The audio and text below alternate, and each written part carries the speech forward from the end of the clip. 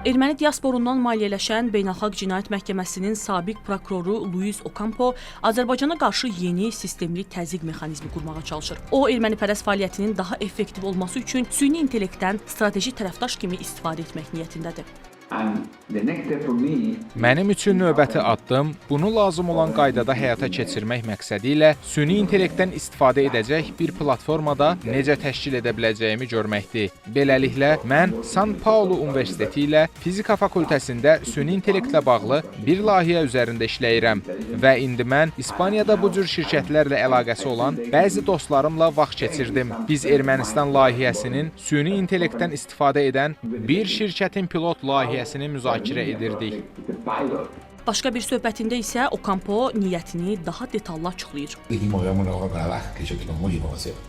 Sonra dedik, gəlin Dağlıq Qarabağla məşğul olaq. Çünki məndə çoxlu məlumat var. Biz Dağlıq Qarabağ üzərində işləyirik. İndi mən bunu akademik bir məhsul kimi görürəm. Bu akademik bir layihədir və mən bundan maksimum yararlanmalıyam. Beləliklə, mən sərhədləri aşan, burada istehsal etdiyimiz məlumatı siyasətçilərə, qərar qəbul edənlərə çatan bir formaya çevirən şirkət qurmağa çalışıram. Daha çox üzdə olmaq üçün o, əsas mediaya, sosial mediaya çatmalıdır. O, həmçinin digər akademiklərə də çatmalıdır ki, möhkəm əsaslı olsun.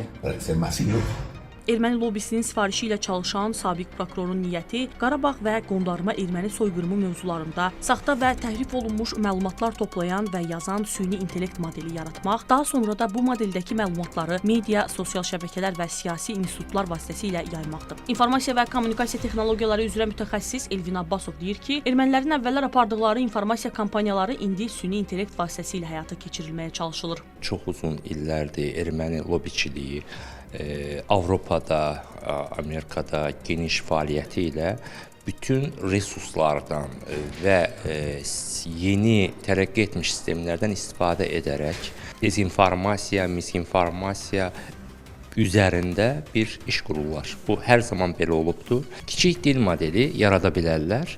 Bu SLM-lər onların özlərinin yaratdıqları saytlara, portallara inteqrasiya ola bilər. Bu da o deməkdir ki, onların PR nəticəsində o sistemlərdən istifadə edən insanlar artıq onların tələsinə düşmüş olacaq və ya ki, onlar öz erməni lobbiçiliklərini bu platformalar üzərindən saxta məlumatlarla etməyi hədəfləyirlər. Söhbət artıq sadəcə lobbiçilik yox, dövlətlərə qarşı təzyiqin necə qurulduğunu və genişləndirildiyini sosial şəbəkələrdən tutmuş Avropa məmurlarının kabinetlərinə qədər açıq şəkildə izah edən hibrid əməliyyatdan gedir.